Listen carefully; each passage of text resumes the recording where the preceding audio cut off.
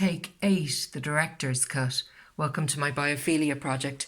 I'm just going to run through this quickly. These are just images that I've taken as a response to the biophilia project.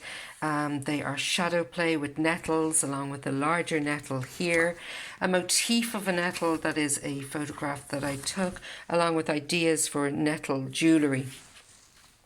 These are just some words that came into my head in relation to my project and looking at grasping the nettle to do a job that is difficult but with gusto.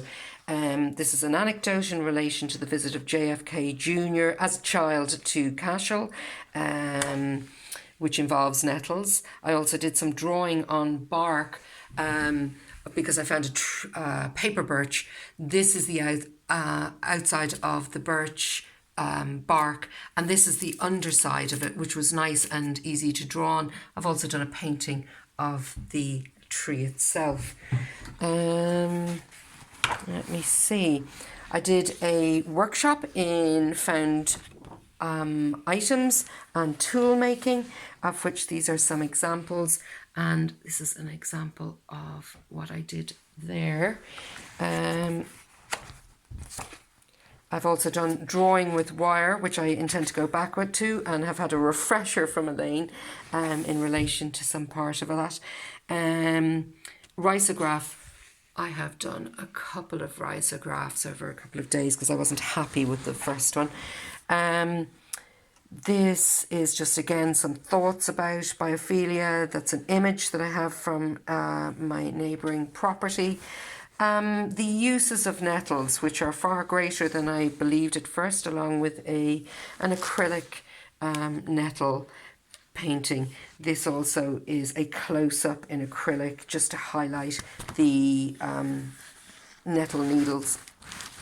I had the benefit of a lend of a microscope from the college, and I hope to incorporate some of the images that I got from that within my final pieces. This is really my mind map. I had done it on a Word document, so I just took some snippets from it to enter into the book. This is a photograph of a swan's feather that, as the swan is being incorporated with my nettle motif. This really is just for the pattern, the repeated pattern in nature. It is a shelf fungus from across the road, and this is actually the underside of that fungus, which I think is fabulous.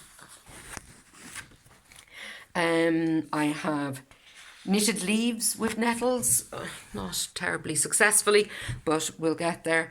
Dyeing with dying nettles, because it's really the wrong time of year. I had some success with that. The dye is not as strong as it would be in spring or summer, and I have also dyed some twine, but I'm sure that I will use it. Making nettle leaves and then utilising the dyed material. I have some wood cutting of a swan. This is the mullein that I had for mark making. Tile fell off my roof and I've used it. I've done some sort of quick paintings to give me an idea of the sharpness of those needles and just the patterns that are within the nettle leaves. I have some, I'm looking at swans, so I'm having to look at how they fly and how their wings move. This is a little a little wire mushroom stuffed with leaves that I brought out on a photo shoot. That's a charcoal painting. This is chalk. This is pastel, print, some more imprints from found material, some print, and I have a few prints and monoprints that Suzanne assisted me with. I'll just have a quick look through my research book. Some of this research was done primarily on nature itself, using nature to find the patterns and designs that can be made and brought and incorporated. But I did look at Anthony Gormley as well. I really enjoyed the scale at which he works. I took some images which I just thought were evocative to me. I looked at Victor's Way Sculpture Park in Wicklow, which I adore, and also looked at the use of art in festivals to enhance the experience of the festival goers, such as the 16-foot deer that was at Altogether Now last year. I looked at Georgia O'Keeffe and her biophilic life, Andrew Goldsworthy.